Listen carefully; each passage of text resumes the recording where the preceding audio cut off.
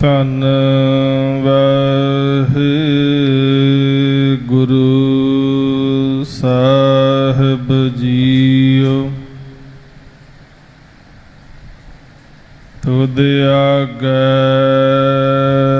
ਅਰਦਾਸ ਹਮਾਰੀ, ਜਿਉ ਪਿੰਡ ਸਭ ਤੇਰਾ।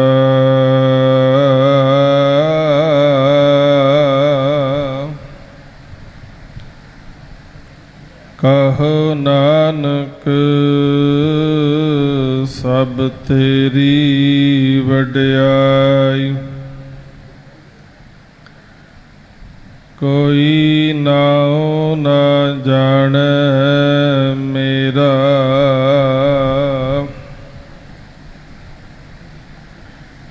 ਕਬੀਰ ਮੇਰਾ ਮੁਝ ਮੈਂ ਕਿਛ ਨਹੀਂ,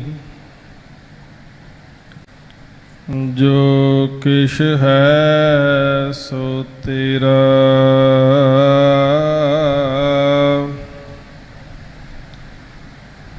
ਤੇਰਾ ਤੁਝ ਕਾ ਸੌਂਪਤੇ,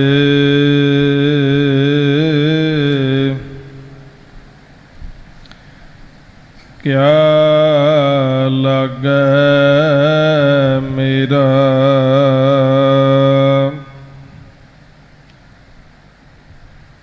ਧੰਨ ਵਾਹਿਗੁਰੂ ਸਾਹਿਬ ਜੀਓ।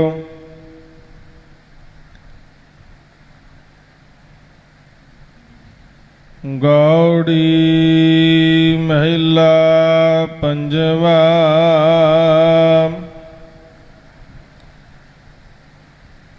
ਧੰਨ ਓਹ ਮਸਤਕ,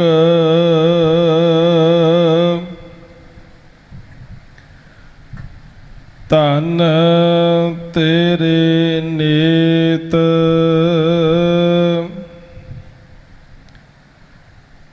ਧੰਨ ਓਏ ਭਗਤ, ਜਿਨ ਤੁਮ ਸੰਗ ਹੇਤ।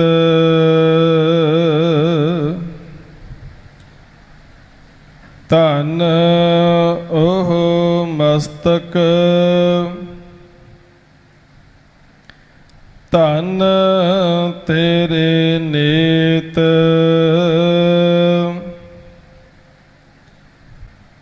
ਧੰਨ ਓਏ ਭਗਤ, ਜਿਨ ਤੁਮ ਸੰਗ ਹੇਤ। ਨਾਮ ਬਿਨਾ ਕੈਸੇ ਸੁਖ ਲਹੀਐ,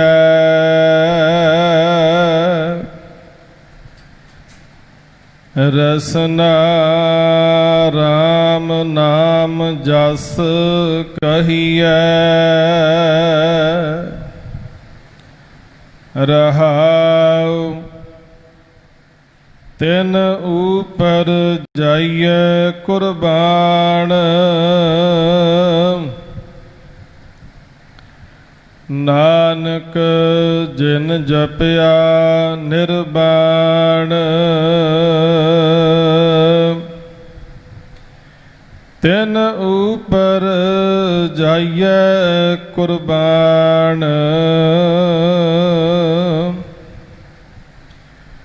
ਨਾਨਕ ਜਿਨ ਜਪਿਆ ਨਿਰਵਾਣ।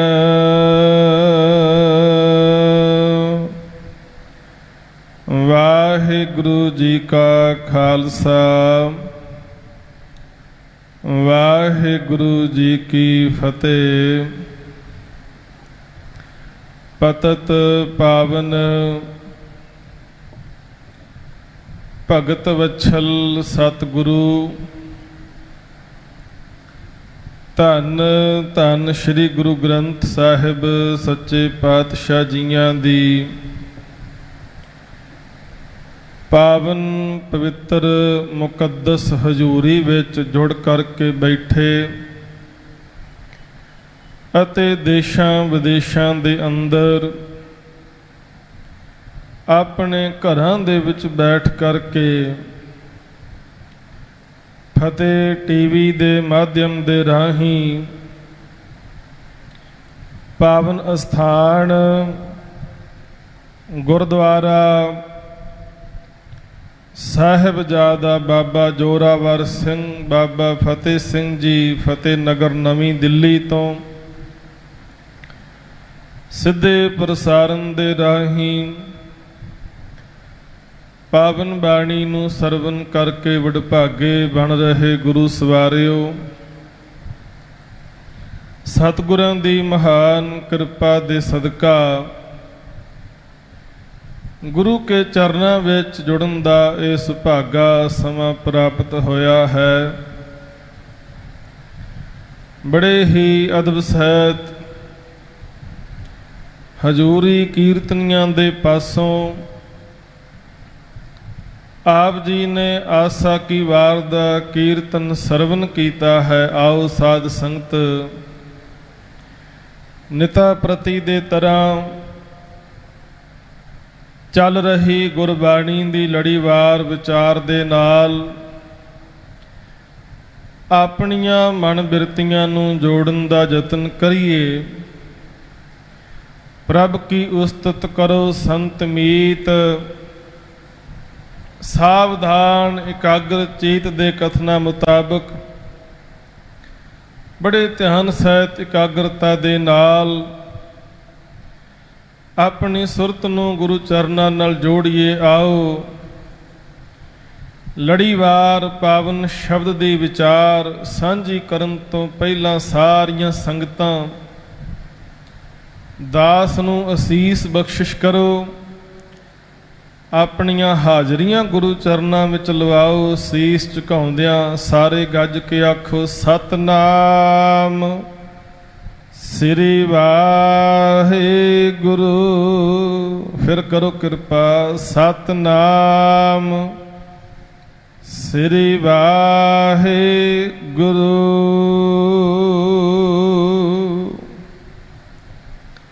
ਸਾਧ ਸੰਗਤ ਅੱਜ ਦਾ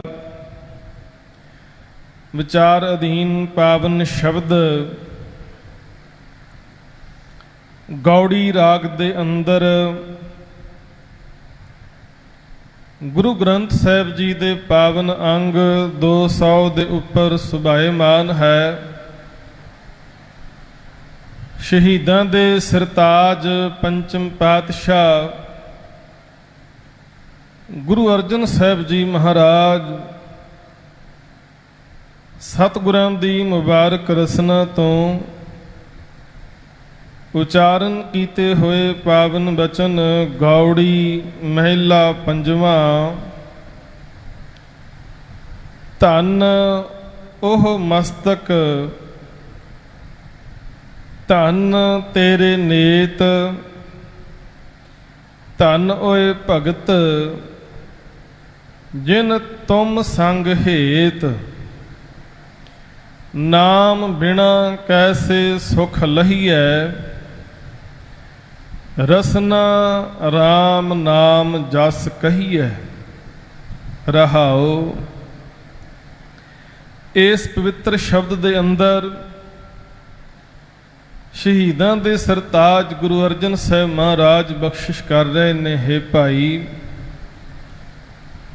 ਪ੍ਰਭੂ ਦੀ ਬੰਦਗੀ ਤੋਂ ਬਿਨਾਂ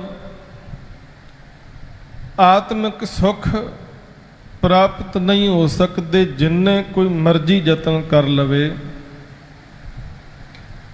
ਤੇ ਮਨੁੱਖ ਨੇ ਸਾਰੇ ਯਤਨ ਕਰ ਕਰਕੇ ਵੇਖੇ ਪਰ ਪ੍ਰਾਪਤੀ ਨਾ ਹੋਈ। ਹਜ਼ੂਰ ਨੇ ਫਿਰ ਉਪਦੇਸ਼ ਬਖਸ਼ਿਸ਼ ਕੀਤਾ। ਕਹਿਣ ਲੱਗੇ ਜੇ ਆਤਮਿਕ ਸੁਖ ਚਾਹੁੰਦਾ ਹੈ ਤੇ ਆ ਤੈਨੂੰ ਜੁਗਤ ਦੱਸਾਂ। ਖੋਜਤ ਖੋਜਤ ਤਤ ਵਿਚਾਰਿਓ, ਦਾਸ ਗੋਵਿੰਦ ਪਰਾਇਣ। ਅਬਨਾਸ਼ੀ ਖੇਮ ਚਾਹੇ ਜੇ ਨਾਨਕ, ਸਦਾ ਸਿਮਰ ਨਾਰਾਇਣ। ਕਹਿੰਦੇ ਜੇ ਤੂੰ ਨਾਸ਼ ਰਹਿਤ ਖੇਮ ਖੁਸ਼ੀ ਤੇ ਖੇੜਾ ਆਨੰਦ ਪ੍ਰਾਪਤ ਕਰਨਾ ਚਾਹੁੰਦਾ ਹੈ ਤੇ ਸਦਾ ਵਾਹਿਗੁਰੂ ਦੇ ਸਿਮਰਨ ਦੇ ਵਿੱਚ ਜੁੜਿਆ ਰਹੋ। ਇਹ ਉਪਦੇਸ਼ ਮਹਾਰਾਜ ਨੇ ਬਾਣੀ ਦੇ ਵਿੱਚ ਬਖਸ਼ਿਸ਼ ਕੀਤਾ ਹੈ ਤੇ ਹਜ਼ੂਰ ਨੇ ਕਿਰਪਾ ਕੀਤੀ। ਨਾਮ ਤੋਂ ਬਿਨਾ ਬੰਦਗੀ ਤੋਂ ਬਿਨਾ ਸੁੱਖ ਨਹੀਂ, ਇਸ ਕਰਕੇ ਰਸਨਾ ਰਾਮ ਨਾਮ ਜਸ ਕਹੀਏ। ਆਪਣੀ ਰਸਨਾ ਦੇ ਨਾਲ ਜੀਵ ਦੇ ਨਾਲ ਪਰਮੇਸ਼ਰ ਦੇ ਗੁਣ ਸਦਾ ਹੀ ਗਾਉਂਦੇ ਰਹੀਏ। ਭਗਤਾਂ ਨੇ ਬੜੀ ਪਿਆਰੀ ਜੁਗਤ ਦੱਸੀ ਹੈ, ਕਹਿਣ ਲੱਗੇ ਹਰ ਵੇਲੇ ਪਰਮੇਸ਼ਰ ਦੇ ਸਿਮਰਨ ਦੇ ਵਿੱਚ ਜੁੜਨਾ ਹੈ। ਤੇ ਅਸੀਂ ਸਵਾਲ ਕਰਾਂਗੇ ਜੀ ਸਾਡੇ ਤੇ ਕੰਮਕਾਰ ਬਹੁਤ ਨੇ, ਸੈਂਕੜੇ ਕੰਮ ਧੰਦੇ ਅਸੀਂ ਕਰਨੇ ਨੇ, ਉਹ ਕੰਮ ਧੰਦੇ ਕਾਰੋਬਾਰ ਕਰਦਿਆਂ ਬੰਦਗੀ ਕਿਵੇਂ ਕਰੀਏ? ਤੇ ਭਗਤ ਸਾਹਿਬਾਨਾਂ ਨੇ ਬੜੀ ਪਿਆਰੀ ਜੁਗਤ ਦੱਸੀ। ਨਾਮਾ ਕਹੈ ਤਲੋਚਨਾ ਮੁਖ ਤੇ ਰਾਮ ਸੰਭਾਲ, ਹਾਥ ਪਾਉ ਕਰ ਕਾਮ ਸਭ ਚੀਤ ਨਿਰੰਜਨ ਨਾਲ। ਕਹਿੰਦੇ ਹੱਥਾਂ ਪੈਰਾਂ ਨਾਲ ਕੰਮ ਕਰੀ ਜਾ, ਦੁਨਿਆਵੀ ਕਾਰੋਬਾਰ ਕਰ, ਪਰ ਚਿੱਤ ਜਿਹੜਾ ਨਿਰੰਕਾਰ ਨਿਰੰਜਨ ਦੇ ਨਾਲ ਜੋੜ ਕੇ ਰੱਖਣਾ ਹੈ। ਤੇ ਸਾਧ ਸੰਗਤ ਜਦੋਂ ਹੱਥਾਂ ਪੈਰਾਂ ਨਾਲ ਕੰਮ ਕਰਦਿਆਂ ਹੋਇਆਂ ਚਿੱਤ ਨਿਰੰਕਾਰ ਵੱਲ ਜੁੜਿਆ ਰਹੇਗਾ ਤੇ ਉਹ ਕੰਮ ਵੀ ਪੂਜਾ ਬਣ ਜਾਏਗਾ, ਕੰਮ ਵੀ ਭਗਤੀ ਹੋਏਗਾ। ਸੋ ਇਸ ਸ਼ਬਦ ਦੇ ਅੰਦਰ ਮਹਾਰਾਜ ਨੇ ਪਹਿਲੇ ਬੰਦ ਦੇ ਵਿੱਚ ਬਖਸ਼ਿਸ਼ ਕੀਤੀ। ਧੰਨ ਉਹ ਮਸਤਕ ਧੰਨ ਤੇਰੇ ਨੇਤ। ਨੇਤ ਦਾ ਭਾਵ ਹੈ ਨੇਤਰ ਤੇ ਮਸਤਕ ਦਾ ਭਾਵ ਹੈ ਮੱਥਾ, ਭਾਵ ਸਿਰ। ਸਤਿਗੁਰੂ ਨੇ ਨਾਲ ਸ਼ਬਦ ਵਰਤਿਆ ਧੰਨ। ਕਹਿੰਦੇ ਉਹ ਨੇਤਰ ਧੰਨ ਨੇ, ਉਹ ਮਸਤਕ ਧੰਨ ਹੈ, ਪਰ ਕਿਹੜਾ? ਨੇਤਰ ਧੰਨ ਕਿਹੜੇ ਨੇ? ਮਸਤਕ ਧੰਨ, ਮੱਥਾ ਧੰਨ ਕਿਹੜਾ ਹੈ? ਮੱਥੇ ਤੋਂ ਭਾਵ ਸਿਰ ਹੈ। ਹੁਣ ਗੁਰੂ ਗ੍ਰੰਥ ਸਾਹਿਬ ਦੀ ਪਵਿੱਤਰ ਬਾਣੀ ਦੇ ਵਿੱਚੋਂ ਸਾਨੂੰ ਇਸ ਗੱਲ ਦਾ ਜਵਾਬ ਮਿਲਦਾ ਹੈ ਕਿ ਮੱਥਾ ਧੰਨ ਕਿਹੜਾ ਹੈ, ਚੰਗਾ ਕਿਹੜਾ ਹੈ? ਸੋ ਸੀਸ ਭਲਾ ਪਵਿੱਤਰ ਪਾਵਨ ਹੈ ਮੇਰੀ ਜਿੰਦੜੀਏ, ਜੋ ਜਾਏ ਲੱਗੈ ਗੁਰ ਪੈਰੇ ਰਾਮ। ਕਹਿੰਦੇ ਉਹ ਸੀਸ, ਉਹ ਮਸਤਕ, ਉਹ ਮੱਥਾ ਬੜਾ ਸੋਹਣਾ ਪਵਿੱਤਰ ਤੇ ਧਨਤਾ ਦੇ ਯੋਗ ਹੈ। ਸੋ ਸੀਸ ਭਲਾ ਪਵਿੱਤਰ ਪਾਵਨ ਹੈ ਮੇਰੀ ਜਿੰਦੜੀਏ, ਜੋ ਜਾਏ ਲੱਗੈ ਗੁਰ ਪੈਰੇ ਰਾਮ। ਜਿਹੜਾ ਸੀਸ ਗੁਰੂ ਦੇ ਚਰਨੀ ਲੱਗ ਗਿਆ, ਉਹ ਸੀਸ ਬੜਾ ਪਵਿੱਤਰ ਹੈ, ਬੜਾ ਸ਼ੋਭਨੀਕ ਹੈ, ਬਹੁਤ ਜ਼ਿਆਦਾ ਚੰਗਾ ਹੈ। ਤੇ ਸੋਹਿਲਾ ਸਾਹਿਬ ਦੀ ਬਾਣੀ ਜਦੋਂ ਆਪਾਂ ਪੜ੍ਹਦੇ ਹਾਂ, ਇਹ ਬਚਨ ਆਪਾਂ ਰੋਜ਼ਾਨਾ ਹੀ ਪੜ੍ਹਦੇ ਹਾਂ। ਕਰ ਸਾਧੂ ਅੰਜੁਲੀ ਪੁੰਨ ਵੱਡਾ ਹੈ, ਕਰ ਡੰਡਾਉਤ ਪੁੰਨ ਵੱਡਾ ਹੈ। ਕਹਿਣ ਲੱਗੇ ਸਾਧੂ ਤੋਂ ਭਾਵ ਹੈ ਸਤਿਗੁਰੂ। ਦੋਵੇਂ ਹੱਥ ਜੋੜ ਕੇ ਸਤਿਗੁਰੂ ਨੂੰ ਨਮਸਕਾਰ ਕਰਨੀ ਪੁੰਨ ਦਾ ਕੰਮ ਹੈ, ਤੇ ਗੁਰੂ ਅੱਗੇ ਝੁਕ ਜਾਣਾ ਇਹ ਕਹਿਣ ਲੱਗੇ ਹੋਰ ਵੀ ਵੱਡੇ ਪੁੰਨ ਵਾਲਾ ਕੰਮ ਹੈ। ਤੇ ਸਾਧ ਸੰਗਤ ਸਵਾਲ ਆਉਂਦਾ ਇਹਨਾਂ ਵੀ ਸਿੱਖ ਕਿਹੜੇ ਕਿਹੜੇ ਪੁੰਨ ਕੰਮ ਕਰੇ? ਤੇ ਸਭ ਤੋਂ ਵੱਡਾ ਪੁੰਨ ਦਾ ਕੰਮ ਸਾਨੂੰ ਇਹੋ ਹੀ ਕਰਨਾ ਚਾਹੀਦਾ ਏ, ਗੁਰੂ ਅੱਗੇ ਆ ਕੇ ਝੁਕ ਜਾਈਏ, ਗੁਰੂ ਅੱਗੇ ਆ ਕੇ ਨਿਮ ਜਾਈਏ, ਆਪਣਾ ਮਸਤਕ ਗੁਰੂ ਦੇ ਚਰਨਾਂ ਦੇ ਵਿੱਚ ਭੇਟ ਕਰ ਦਈਏ। ਤੇ ਜਦੋਂ ਆਪਣਾ ਮਸਤਕ ਗੁਰੂ ਕੇ ਚਰਨਾਂ ਦੇ ਵਿੱਚ ਭੇਟ ਕਰਾਂਗੇ ਸਾਧ ਸੰਗਤ, ਫਿਰ ਸਤਿਗੁਰੂ ਆਪਣਾ ਮਿਹਰ ਭਰਿਆ ਹੱਥ ਸਾਡੇ ਸਿਰ ਤੇ ਰੱਖ ਦਿੰਦਾ ਹੈ। ਜੇ ਕਿਸੇ ਕੋਲੋਂ ਆਸ਼ੀਰਵਾਦ ਲੈਣਾ ਹੈ, ਅਸੀਸ ਲੈਣੀ ਹੈ, ਬਖਸ਼ਿਸ਼ ਲੈਣੀ ਹੈ, ਤਾਂ ਸਾਨੂੰ ਝੁਕਣਾ ਪੈਂਦਾ ਹੈ। ਤੇ ਜਦੋਂ ਗੁਰੂ ਦੇ ਅੱਗੇ ਆ ਕੇ ਸੀਸ ਝੁਕਾਵਾਂਗੇ ਤੇ ਗੁਰੂ ਫਿਰ ਕਿਰਪਾ ਕਰਦਾ ਏ, ਸਮਰੱਥ ਗੁਰੂ ਸਿਰ ਹੱਥ ਧਰਿਓ। ਫਿਰ ਸਮਰੱਥ ਗੁਰੂ ਸਿਰ ਤੇ ਹੱਥ ਧਰ ਦਿੰਦਾ ਹੈ। ਤੇ ਜਦੋਂ ਗੁਰੂ ਦਾ ਹੱਥ ਸਿਰ ਦੇ ਉੱਪਰ ਹੋਵੇ ਨਾ ਸਾਧ ਸੰਗਤ, ਉਸ ਵੇਲੇ ਬੜੀਆਂ ਬਖਸ਼ਿਸ਼ਾਂ ਮਿਲਦੀਆਂ ਜੇ। ਪੁੱਛ ਕੇ ਵੇਖੋ ਚੌਥੇ ਪਾਤਸ਼ਾਹ ਨੂੰ। ਮਹਾਰਾਜ ਕਹਿੰਦੇ ਗੁਰੂ ਨੇ ਕਿਰਪਾ ਕੀਤੀ, ਮੇਰੇ ਸਿਰ ਤੇ ਆਪਣਾ ਮੇਰ ਭਰਿਆ ਹੱਥ ਰੱਖਿਆ, ਮੇਰੇ ਹੀਰੇ ਰਤਨ ਨਾਮ ਹਰ ਬਸਿਓ, ਗੁਰ ਹਾਥ ਧਰਿਓ ਮੇਰੇ ਮਾਥਾ। ਕਹਿੰਦੇ ਗੁਰੂ ਨੇ ਜਦੋਂ ਮੇਰੇ ਮਸਤਕ ਤੇ ਹੱਥ ਧਰਿਆ ਨਾ, ਮੇਰੇ ਹਿਰਦੇ ਵਿੱਚ ਨਾਮ ਰਤਨ ਵਸਿਆ। ਤੇ ਫਿਰ ਕੀ ਹੋਇਆ? ਕਹਿੰਦੇ ਜਨਮ ਜਨਮ ਦੇ ਜਿਹੜੇ ਕਿਲਵਿਖ ਪਾਪ ਸਨੋਂ ਵੀ ਕੱਟੇ ਗਏ। ਮੇਰੇ ਹੀਰੇ ਰਤਨ ਨਾਮ ਹਰ ਬਸਿਓ, ਗੁਰ ਹਾਥ ਧਰਿਓ ਮੇਰੇ ਮਾਥਾ, ਜਨਮ ਜਨਮ ਕੇ ਕਿਲਵਿਖ ਦੁਖ ਉਤਰੇ, ਗੁਰ ਨਾਮ ਦਿਓ ਰਿਣ ਲਾਥਾ। ਕਹਿੰਦੇ ਸਾਰੇ ਕਰਜ਼ੇ ਮੇਰੇ ਜਿਹੜੇ ਸਨ ਉਤਰ ਗਏ, ਮੇਰੇ ਜਨਮਾਂ ਜਨਮਾਂਤਰਾਂ ਦੇ ਕਿਲਵਿਖ ਪਾਪ ਕੱਟੇ ਗਏ ਜਦੋਂ ਗੁਰੂ ਨੇ ਮੇਰੇ ਸਿਰ ਤੇ ਆਪਣਾ ਮਿਹਰ ਭਰਿਆ ਹੱਥ ਰੱਖਿਆ। ਇਸ ਕਰਕੇ ਹਜ਼ੂਰ ਇੱਥੇ ਕਹਿੰਦੇ ਨੇ, ਧਨ ਉਹ ਮਸਤਕ,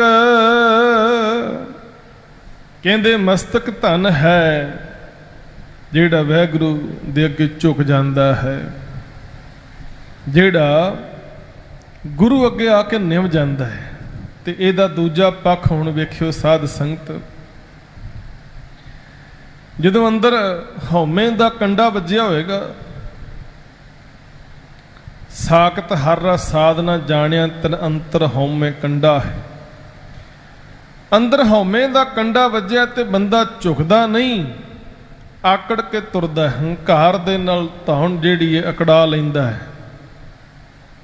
ਤੇ ਹਜ਼ੂਰ ਨੇ ਆਖਿਆ, ਗੁਰੂ ਅੰਗਦ ਸਾਹਿਬ ਜੀ ਦੇ ਪਾਵਨ ਬਚਨ ਨੇ, ਕਹਿਣ ਲੱਗੇ ਜਿਹੜਾ ਸਿਰ ਨਹੀਂ ਝੁਕਦਾ ਉਹਦਾ ਕੀ ਕਰੀਏ। ਹਜ਼ੂਰ ਨੇ ਬੜੀ ਤਾੜਨਾ ਕੀਤੀ, ਜੋ ਸਿਰ ਸਾਈਂ ਨਾ ਨਿਵੈ ਸੋ ਸਿਰ ਦੀਜੈ ਡਾਰ, ਨਾਨਕ ਜਿਸ ਪਿੰਜਰ ਮੈਂ ਬਿਰਹਾ ਨਹੀਂ ਸੋ ਪਿੰਜਰ ਲੈ ਜਾਰ। ਕਹਿੰਦੇ ਜਿਹੜਾ ਸਿਰ ਨਹੀਂ ਝੁਕਦਾ ਉਹ ਸਿਰ ਨੂੰ ਵੱਢ ਦਿਓ, ਐਸਾ ਸਿਰ ਕਾਬਲ ਹੀ ਨਹੀਂ ਹੈ ਸਰੀਰ ਤੇ ਲੱਗੇ ਰਹਿਣ ਦੇ। ਜਿਸ ਸਰੀਰ ਰੂਪੀ ਪਿੰਜਰ ਦੇ ਵਿੱਚ ਬਿਰਹੋ ਪਰਮੇਸ਼ਰ ਦੇ ਮਿਲਾਪ ਦੀ ਤਾਂਘ ਨਹੀਂ ਪੈਦਾ ਹੋਈ, ਸੜ ਜਾ ਐਸਾ ਸਰੀਰ। ਐਸਾ ਸਰੀਰ ਕਿਸੇ ਕੰਮ ਦਾ ਨਹੀਂ। ਤੇ ਬਾਬਾ ਫਰੀਦ ਸਾਹਿਬ ਜੀ ਦੇ ਜਦੋਂ ਬਚਨ ਆਪਾਂ ਪੜ੍ਹੀਏ, ਉਹਨਾਂ ਨੇ ਵੀ ਇਸੇ ਹੀ ਪ੍ਰਥਾਏ ਬੜੀ ਸਖਤ ਤਾੜਨਾ ਕੀਤੀ ਹੈ। ਆਪਣੇ ਆਪ ਨੂੰ ਸੰਬੋਧਨ ਕਰਕੇ ਕਹਿੰਦੇ ਨੇ, ਉੱਠ ਫਰੀਦਾ ਉਜੂ ਸਾਜ। ਉਜੂ ਦਾ ਭਾਵ ਹੈ ਜਿਸ ਤਰ੍ਹਾਂ ਆਪਾਂ 5 ਇਸ਼ਨਾਨਾਂ ਕਹਿੰਦੇ ਹਾਂ, ਹੱਥ ਧੋ ਲੈਣੇ, ਪੈਰ ਧੋ ਲੈਣੇ, ਮੂੰਹ ਧੋ ਲੈਣਾ। ਨਮਾਜ਼ ਅਦਾ ਕਰਨ ਤੋਂ ਪਹਿਲਾਂ ਇਹ 5 ਇਸ਼ਨਾਨਾਂ ਕੀਤਾ ਜਾਂਦਾ ਹੈ। ਉੱਠ ਫਰੀਦਾ ਉਜੂ ਸਾਜ, ਸੁਬਹ ਨਵਾਜ ਗੁਜ਼ਾਰ, ਜੋ ਸਿਰ ਸਾਈਂ ਨਾ ਨਵੇਂ ਸੋ ਸਿਰ ਕੱਪ ਉਤਾਰ। ਕਹਿੰਦੇ ਉੱਠ ਕੇ ਉਜੂ ਸਾਜ ਤੇ ਸਾਈਂ ਦੀ ਬੰਦਗੀ ਵਿੱਚ ਜੁੜ ਜਾ। ਕਹਿੰਦੇ ਜੇ ਨਹੀਂ ਜੁੜ ਸਕਦਾ ਤੇ ਐਸਾ ਸਿਰ ਧੜ ਤੇ ਰਹਿਣ ਦੇ ਕਾਬਲ ਨਹੀਂ ਹੈ, ਵੱਢ ਦੇਣਾ ਚਾਹੀਦਾ ਹੈ। ਫਿਰ ਅਗਲੇ ਸ਼ਲੋਕ ਵਿੱਚ ਬੜੀ ਹੋਰ ਸਖਤ ਤਾੜਨਾ ਕਰਕੇ ਕਹਿੰਦੇ ਨੇ, ਜੋ ਸਿਰ ਸਾਈਂ ਨਾ ਨਿਵੇਂ। ਕਹਿੰਦੇ ਜਿਹੜਾ ਸਿਰ ਮਾਲਕ ਅੱਗੇ ਨਹੀਂ ਝੁਕਦਾ ਉਹਦਾ ਫਿਰ ਕੀ ਕੀਤਾ ਜਾਏ। ਜੋ ਸਿਰ ਸਾਈਂ ਨਾ ਨਿਵੇਂ ਸੋ ਸਿਰ ਕੀਜੈ ਕਾਏ। ਕਹਿੰਦੇ ਕੀ ਕਰੀਏ ਜੀ ਉਹਦਾ? ਕੁੰਨੇ ਹੇਠ ਜਲਾਈਏ ਬਾਲਣ ਸੰਦੇ ਥਾਏ। ਕਹਿੰਦੇ ਉਹ ਆਕੜਿਆ ਹੋਇਆ ਸਿਰ ਤੇ ਸੁੱਕੀ ਲੱਕੜ ਦੇ ਸਮਾਨ ਹੈ। ਕਹਿੰਦੇ ਉਹਨੂੰ ਤੇ ਚੁੱਲ੍ਹੇ ਵਿੱਚ ਢਾਹ ਦੇਣਾ ਚਾਹੀਦਾ ਹੈ। ਐਸੀ ਸਖਤ ਤਾੜਨਾ ਕੀਤੀ ਹਜ਼ੂਰ ਨੇ ਬਾਣੀ ਦੇ ਅੰਦਰ। ਇਸ ਕਰਕੇ ਮਹਾਰਾਜ ਕਹਿਣ ਲੱਗੇ ਉਹ ਸਿਰ ਜਿਹੜਾ ਹੈ ਬਹੁਤ ਧੰਤਾ ਦੇ ਯੋਗ ਹੈ ਜਿਹੜਾ ਪਰਮੇਸ਼ਰ ਦੇ ਅੱਗੇ ਆ ਕੇ ਝੁਕ ਜਾਂਦਾ ਹੈ। ਧਨ ਤੇਰੇ ਨੇਤ, ਕਹਿੰਦੇ ਨੇਤਰ ਵੀ ਧਨ ਨੇ ਜਿਹੜੇ ਵਾਹਿਗੁਰੂ ਪਰਮੇਸ਼ਰ ਦੇ ਦਰਸ਼ਨ ਦੀਦਾਰ ਕਰਦੇ ਨੇ। ਲੋਇਨ ਲੋਈ ਡਿਠ ਮੈਂ ਪਿਆਸ ਨਾ ਬੁੱਝੇ ਮੂੰਹ ਘਣੀ, ਨਾਨਕ ਸੇ ਅਖੜੀਆਂ ਬਿਆਨ ਜਿਨੀ ਦਸੰਦੋ ਮਾਂ ਪਿਰੀ। ਕਹਿੰਦੇ ਉਹ ਅੱਖਾਂ ਹੋਰ ਹੀ ਨੇ ਜਿਹੜੀਆਂ ਪਿਆਰੇ ਦੇ ਦਰਸ਼ਨ ਦੇ ਤਾਂਘ ਵਿੱਚ ਰਹਿੰਦੀਆਂ ਨੇ, ਜਿਨ੍ਹਾਂ ਨੂੰ ਹੋਰ ਕਿਸੇ ਦੇ ਦਰਸ਼ਨ ਦੀ ਲਾਲਸਾ ਨਹੀਂ ਹੈ। ਉਹ ਅਖੜੀਆਂ ਹੋਰ ਨੇ, ਧੰਤਾ ਦੇ ਯੋਗ ਨੇ ਉਹ ਅੱਖਾਂ। ਤੇ ਸਾਧ ਸੰਗਤ ਇਹਨਾਂ ਅੱਖਾਂ ਦੇ ਪ੍ਰਥਾਏ ਗੁਰਬਾਣੀ ਵਿੱਚ ਮਹਾਰਾਜ ਨੇ ਸੈਂਕੜੇ ਪ੍ਰਮਾਣ ਦਿੱਤੇ ਨੇ। ਮਹਾਰਾਜ ਦੇ ਪਾਵਨ ਬਚਨ ਆਪਾਂ ਪੜ੍ਹਦੇ ਹਾਂ। ਸੁਖਮਨੀ ਸਾਹਿਬ ਦੀ ਬਾਣੀ ਦੇ ਅੰਦਰ ਕੰਨਾਂ ਨੂੰ ਸੰਬੋਧਨ ਕਰਕੇ, ਹੱਥਾਂ ਦੀ ਗੱਲ ਕਰਦਿਆਂ ਹੋਇਆਂ, ਪੈਰਾਂ ਦੀ ਗੱਲ ਕਰਦਿਆਂ ਹੋਇਆਂ ਇਸ ਸਮੁੱਚੀ ਦੇਹੀ ਦੀ ਗੱਲ ਕੀਤੀ। ਕਹਿਣ ਲੱਗੇ ਸਭ ਕੁਝ ਮਿੱਥਿਆ ਹੈ। ਜੇ ਹੱਥ ਚੋਰੀ ਕਰਦੇ ਨੇ, ਜੇ ਪੈਰ ਮਾੜੇ ਪਸ ਜਾਂਦੇ ਨੇ, ਮਿੱਥਿਆ। ਤੇ ਮਿੱਥਿਆ ਦਾ ਅਰਥ ਹੈ ਵਿਅਰਥ। ਆਪਾਂ ਰੋਜ਼ ਇਹ ਪਾਵਨ ਬਚਨ ਪੜ੍ਹਦੇ ਹਾਂ। ਮਿੱਥਿਆ ਸ਼ਰਵਨ ਪਰ ਨਿੰਦਾ ਸੁਣੈ, ਮਿੱਥਿਆ ਹਸਤ ਪਰ ਦਰਬ ਕੋ ਹਿਰੈ। ਕਹਿਣ ਲੱਗੇ ਤੇਰੇ ਕੰਨ ਵੀ ਮਿੱਥਿਆ ਨੇ ਜੇਕਰ ਨਿੰਦਿਆ ਚੁਗਲੀ ਤੇ ਬਖੀਲੀ ਵਿੱਚ ਪਏ ਹੋਏ ਨੇ। ਮਿੱਥਿਆ ਹਸਤ ਪਰ ਦਰਬ ਕੋ ਹਿਰੈ, ਤੇਰੇ ਹੱਥ ਵੀ ਵਿਅਰਥ ਨੇ ਜੇ ਪਰਾਇਆ ਧਨ ਚੁਰਾਉਂਦੇ ਨੇ। ਤੇ ਜਿਹੜੇ ਧਨ ਚੋਰੀ ਕਰਨ ਵਾਲੇ ਨੇ ਉਹ ਆਪਾਂ ਕਹਿੰਦੇ ਹੱਥ ਦੀ ਸਫਾਈ ਪਤਾ ਨਹੀਂ ਲੱਗਣ ਦਿੱਤਾ ਕਿਹੜੇ ਵੇਲੇ ਤੁਹਾਡੀ ਜੇਬ ਕੱਟ ਲਈ। ਬੜੇ ਸ਼ਾਤਰ ਲੋਕ ਨੇ, ਪਰ ਸਤਿਗੁਰੂ ਕਹਿੰਦੇ ਹੈ ਸਭ ਕੁਝ ਵਿਅਰਥ। ਮਿੱਥਿਆ ਸ਼ਰਵਣ ਪਰ ਨਿੰਦਾ ਸੁਣੈ, ਮਿੱਥਿਆ ਹਸਤ ਪਰ ਦਰਬ ਕੋ ਹਿਰੈ, ਮਿੱਥਿਆ ਨੇਤਰ ਪੇਖਤ ਪਰ ਤ੍ਰੇ ਰੂਪਾਦ। ਕਹਿੰਦੇ ਜੇ ਤੂੰ ਅੱਖਾਂ ਦੇ ਨਾਲ ਕੇਵਲ ਪਰਾਈਆਂ ਜਨਾਨੀਆਂ ਦਾ ਰੂਪ ਹੀ ਤੱਕਦਾ ਹੈ ਤਾਂ ਤੇਰੀਆਂ ਅੱਖਾਂ ਵੀ ਵਿਅਰਥ ਨੇ। ਮਿੱਥਿਆ ਨੇਤਰ ਪੇਖਤ ਪਰ ਤ੍ਰੇ ਰੂਪਾਦ, ਮਿੱਥਿਆ ਰਸਨਾ ਭੋਜਨ ਅਨ ਸਵਾਦ। ਮਿੱਥਿਆ ਚਰਨ ਪਰ ਵਿਕਾਰ ਕੋ ਧਾਵੈ, ਮਿੱਥਿਆ ਮਨ ਪਰ ਲੋਭ ਲੁਭਾਵੈ। ਮਿੱਥਿਆ ਬਾਸ ਲੇਤ ਵਿਕਾਰਾ।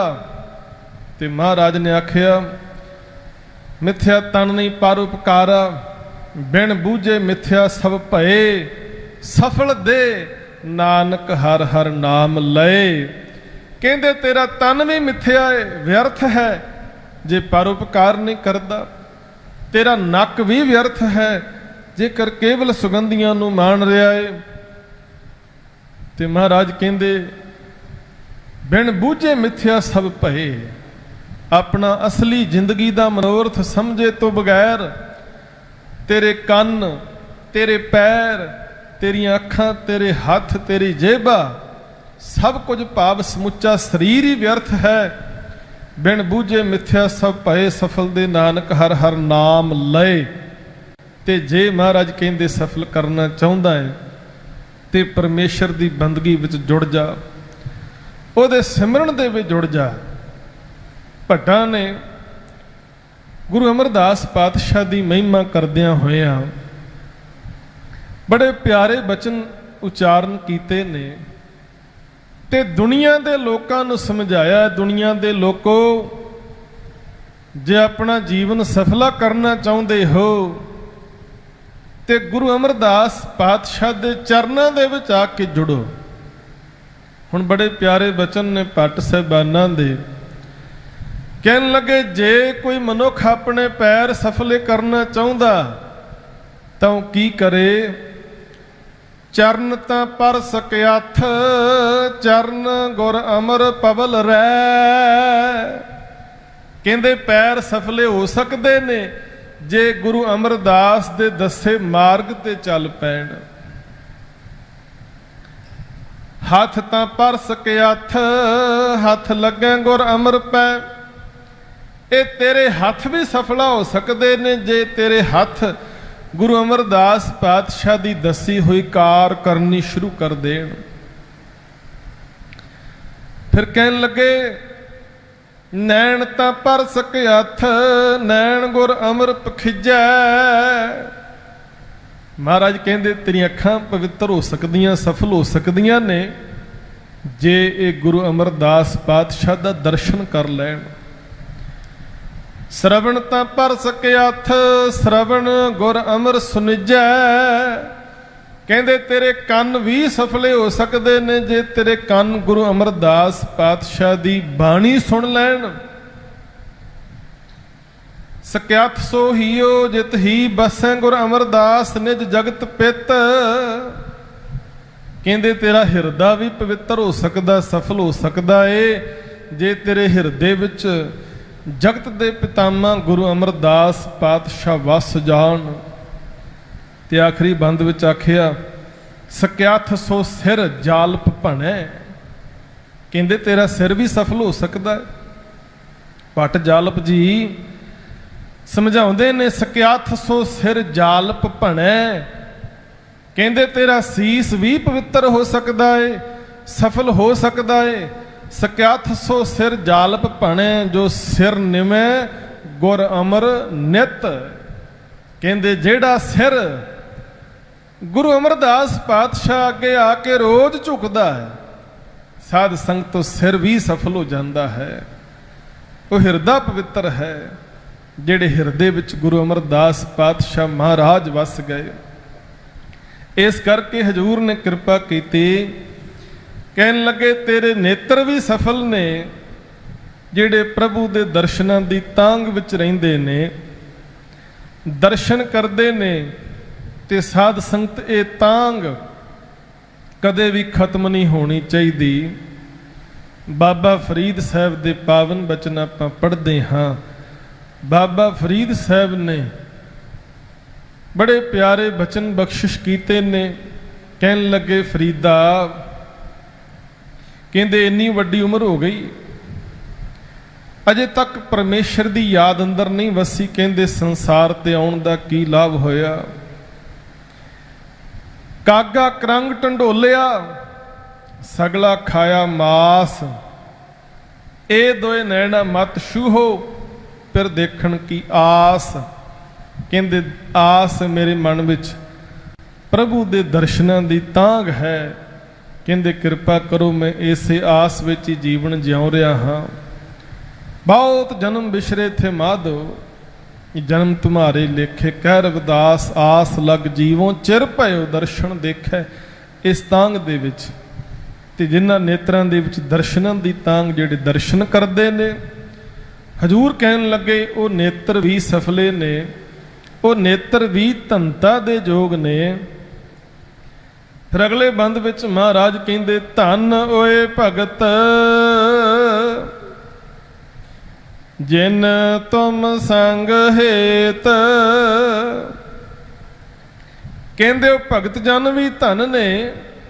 ਹੇ ਪ੍ਰਭੂ ਜੀ, ਜਿਨ੍ਹਾਂ ਦੇ ਹਿਰਦੇ ਵਿੱਚ ਤੇਰੇ ਲਈ ਪ੍ਰੇਮ ਪੈਦਾ ਹੋ ਗਿਆ, ਜਿਹੜੇ ਅੰਦਰੋਂ ਤੇਰੇ ਚਰਨਾਂ ਨਾਲ ਜੁੜੇ ਹੋਏ ਨੇ, ਉਹ ਭਗਤ ਵੀ ਧਨਤਾ ਦੇ ਯੋਗ ਨੇ।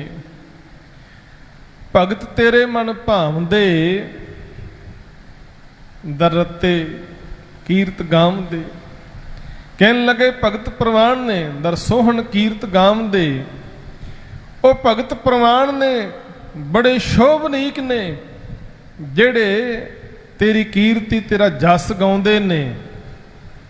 ਤੇ ਮਹਾਰਾਜ ਨੇ ਆਖਿਆ ਕੱਲਾ ਭਗਤ ਨਾਮ ਰੱਖ ਲੈਣ ਦੇ ਨਾਲ ਜਾਂ ਖਾਲੀ ਭੇਖ ਬਣਾ ਲੈਣ ਦੇ ਨਾਲ ਗੱਲ ਨਹੀਂ ਬਣਨੀ।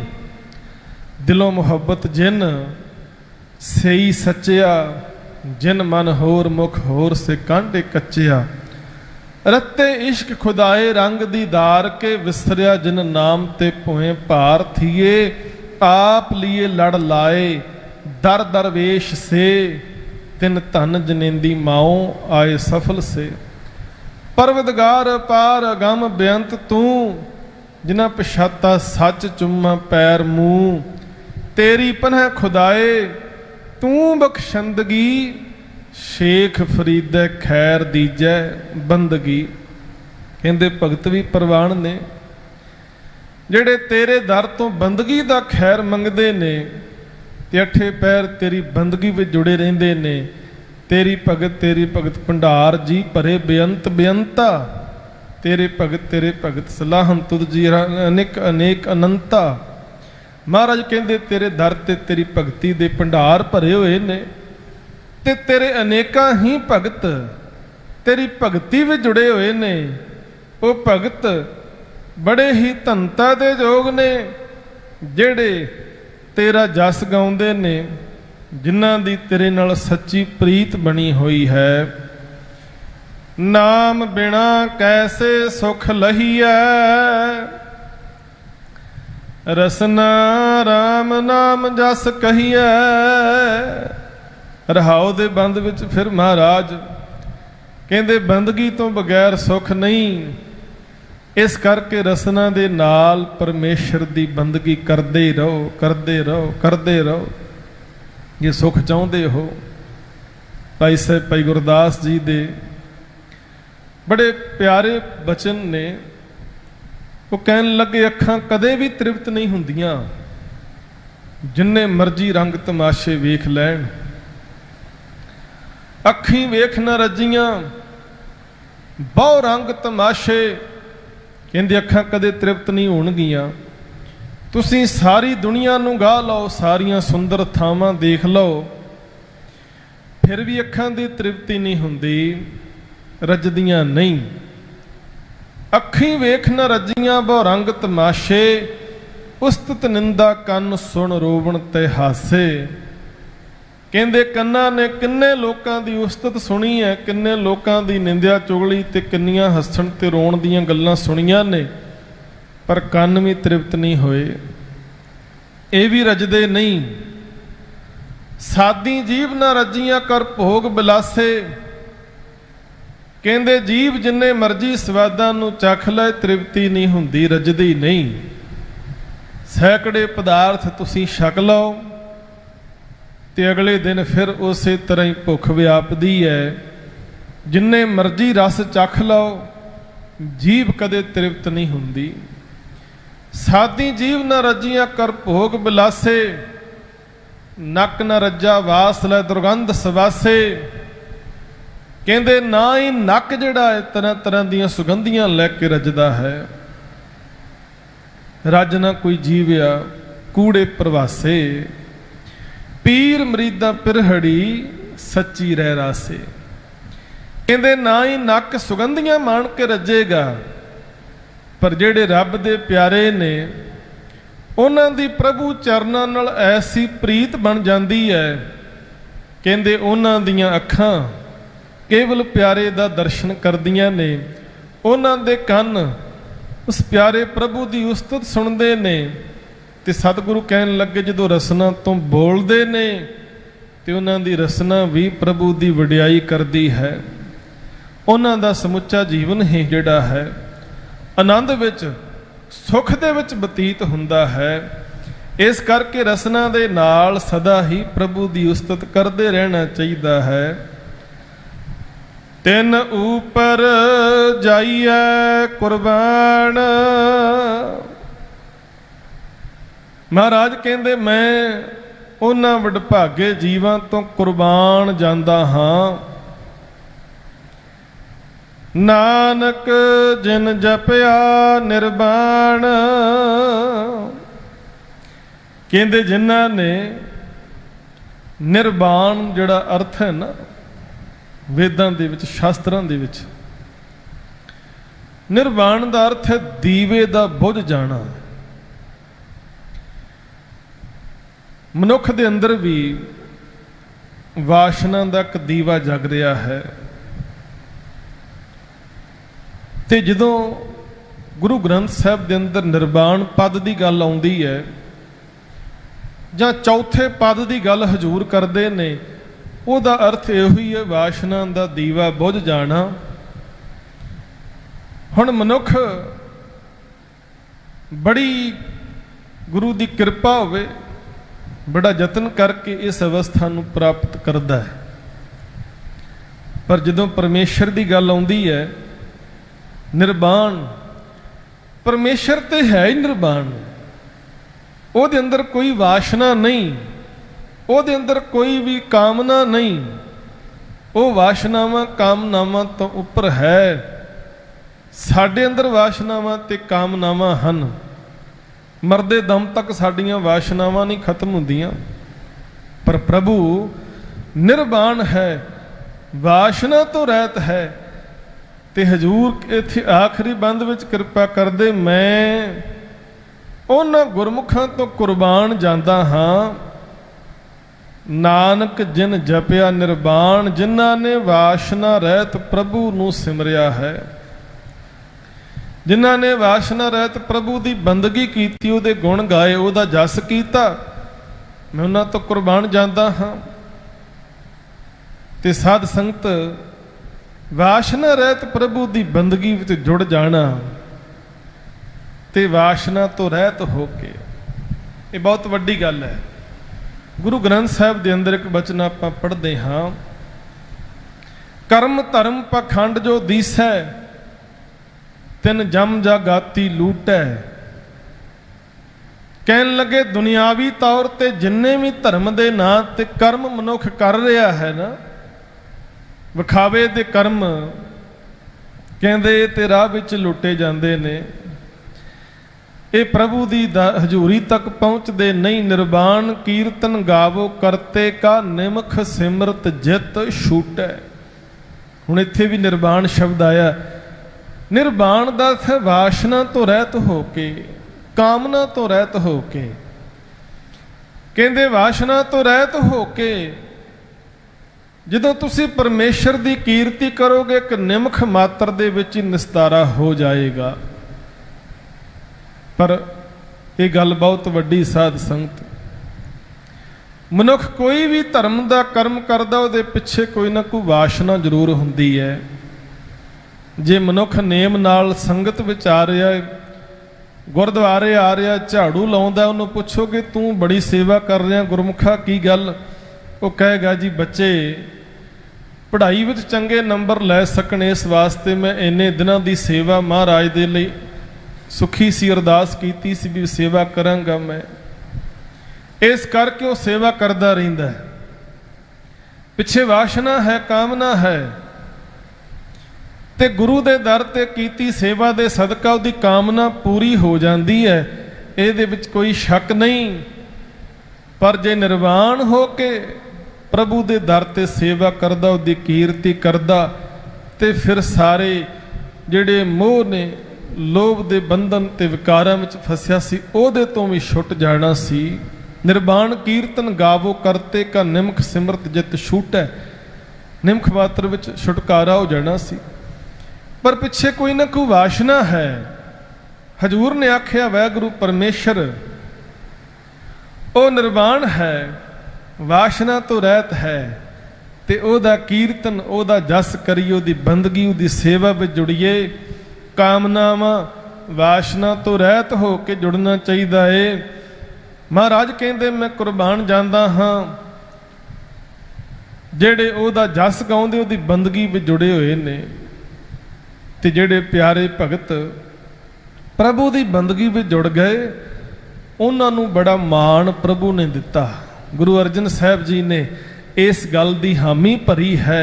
ਮਹਾਰਾਜ ਕਹਿਣ ਲੱਗੇ ਵੇਖੋ ਜੀਵਨ ਭਗਤ ਨਾਮਦੇਵ ਦਾ, ਕਬੀਰ ਸਾਹਿਬ ਦਾ ਜੀਵਨ ਵੇਖੋ, ਰਵਿਦਾਸ ਜੀ ਦਾ ਜੀਵਨ ਪੜ੍ਹ ਕੇ ਵੇਖੋ, ਸੈਣ ਨਾਈ ਦੇ ਬਾਰੇ ਪੜ੍ਹ ਕੇ ਵੇਖੋ, ਜਾਂ ਭਗਤ ਧੰਨੇ ਦਾ ਜੀਵਨ ਵੇਖ ਲਓ, ਜਿਨ੍ਹਾਂ ਨੂੰ ਪਹਿਲਾਂ ਕੋਈ ਜਾਣਦਾ ਨਹੀਂ ਸੀ, ਕਿਤੇ ਮਾਣ ਵਡਿਆਈ ਸਤਿਕਾਰ ਨਹੀਂ ਸੀ ਮਿਲਿਆ, ਅੱਜ ਪਰਮੇਸ਼ਰ ਦੀ ਬੰਦਗੀ ਕਰਕੇ, ਨਿਰਵਾਣ ਕੀਰਤਨ ਕਰਕੇ ਅੱਜ ਐਡਾ ਵੱਡਾ ਮਾਣ ਉਹਨਾਂ ਨੂੰ ਮਿਲ ਗਿਆ ਏ ਕਿ ਸਾਰੀ ਦੁਨੀਆ ਉਹਨਾਂ ਦੇ ਅੱਗੇ ਝੁਕਦੀ ਹੈ।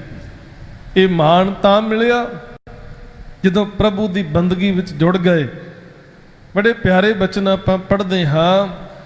ਮਹਾਰਾਜ ਨੇ ਆਖਿਆ ਗੋਬਿੰਦ ਗੋਬਿੰਦ ਗੋਬਿੰਦ ਸੰਗ, ਨਾਮ ਦਿਓ ਮਨ ਲੀਣਾ, ਆੜ ਦਾਮ ਕੋ ਸ਼ੀਪਰੋ ਹੋਇਓ ਲਖੀਣਾ। बुणना तणना त्याग कै प्रीत चरण कबीरा, नीच कुला जो लहरा भयो गुणी गहीरा। रविदास ढवंता ढोर नीत, तिन त्यागी माया, प्रगट हुआ साध संघर दर्शन पाया। सैन नाई बुतकारिया, ओ घर घर सुनिया, हिरदय वसिया पार ब्रह्म, भगतां मैं गणिया।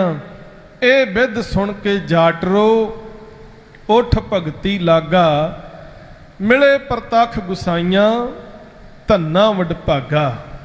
कहन लगे जिस तरह भगत कबीर ने बंदगी करके उच्चा मान हासिल किया, भगत नामदेव ने बंदगी करके उच्चा मरातबा पाया, इसे तरह इन्हां भगतां दे जीवन वल वेख के भगत धन्ना जी दे मन विच भी चाह पैदा हो गया।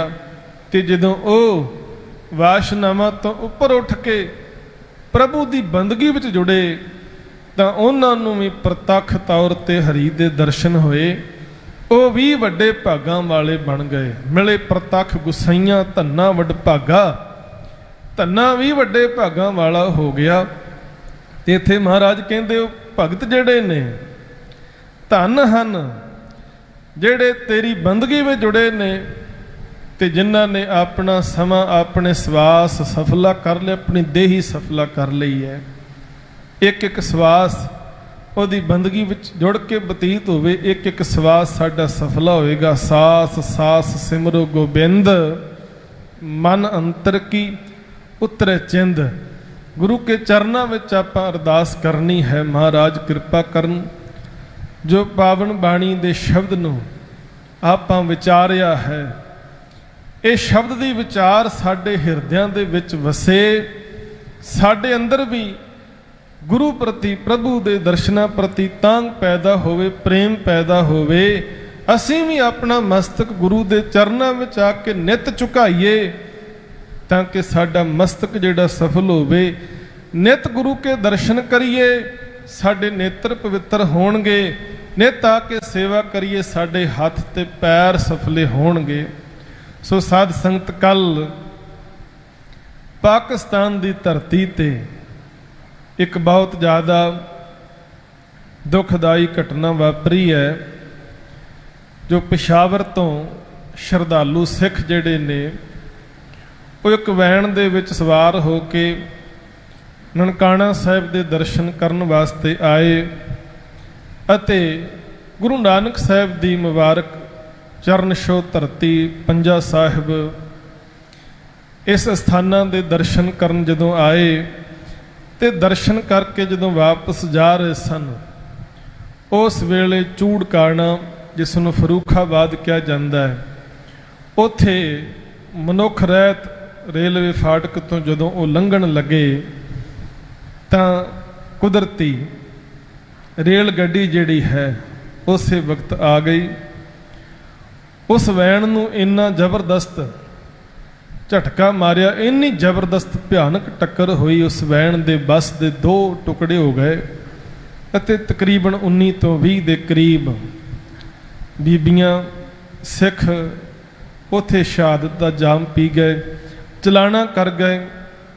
ਉਹਨਾਂ ਸਾਰੇ ਹੀ ਵਿਛੜੀਆਂ ਰੂਹਾਂ ਨੂੰ ਸ਼ਰਧਾ ਦੇ ਫੁੱਲ ਭੇਟ ਕਰਦੇ ਹਾਂ। ਜਿਹੜੇ ਜ਼ਖਮੀ ਨੇ ਉਹਨਾਂ ਲਈ ਅਰਦਾਸ ਕਰਦੇ ਹਾਂ, ਸਤਿਗੁਰੂ ਉਹਨਾਂ ਨੂੰ ਤੰਦਰੁਸਤੀਆਂ ਬਖਸ਼ਣ, ਪਰਿਵਾਰਾਂ ਨੂੰ ਮਹਾਰਾਜ ਭਾਣਾ ਮੰਨਣ ਦਾ ਬਲ ਬਖਸ਼ਣ। ਤੇ ਮੈਂ ਬੇਨਤੀ ਕਰਾਂ, ਪੰਥ ਦੀ ਸਰਮੌਰ ਜਥੇਬੰਦੀ, ਸ਼੍ਰੋਮਣੀ ਗੁਰਦੁਆਰਾ ਪ੍ਰਬੰਧਕ ਕਮੇਟੀ ਤੋਂ ਮੈਂ ਅਪੀਲ ਕਰਦਾ ਹਾਂ ਸਿੰਘ ਸਾਹਿਬਾਨਾਂ ਨੂੰ, ਪ੍ਰਧਾਨ ਸਾਹਿਬ ਨੂੰ, ਕਿ ਸ਼੍ਰੋਮਣੀ ਕਮੇਟੀ ਵੱਲੋਂ ਇੱਕ ਵਫਦ ਜਿਹੜਾ ਹੈ ਉਹ ਪਾਕਿਸਤਾਨ ਭੇਜਿਆ ਜਾਏ, ਤਾਂ ਕਿ ਇਸ ਦੁੱਖ ਦੀ ਘੜੀ ਵਿੱਚ, ਡੂੰਘੇ ਸਦਮੇ ਦੇ ਵਿੱਚ ਉਹਨਾਂ ਪਰਿਵਾਰਾਂ ਨੂੰ ਜਾ ਕੇ ਹੌਸਲਾ ਦਿੱਤਾ ਜਾ ਸਕੇ, ਤਾਂ ਹੋ ਸਕੇ ਤਾਂ ਉਹਨਾਂ ਪਰਿਵਾਰਾਂ ਦੀ ਮਾਲੀ ਤੌਰ ਤੇ ਮਦਦ ਕੀਤੀ ਜਾਏ, ਜ਼ਖਮੀਆਂ ਦੇ ਇਲਾਜ ਵਾਸਤੇ ਮਦਦ ਕੀਤੀ ਜਾਏ, ਤਾਂ ਕਿ ਇਸ ਦੁੱਖ ਦੀ ਘੜੀ ਦੇ ਵਿੱਚ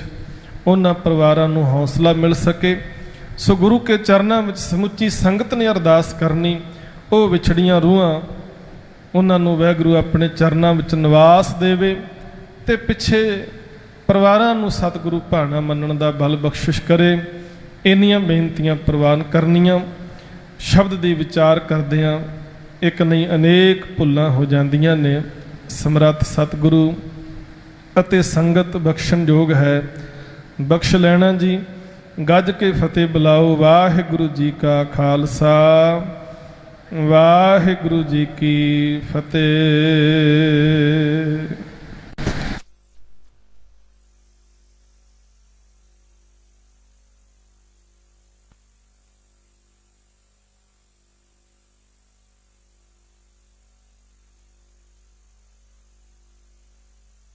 ਆ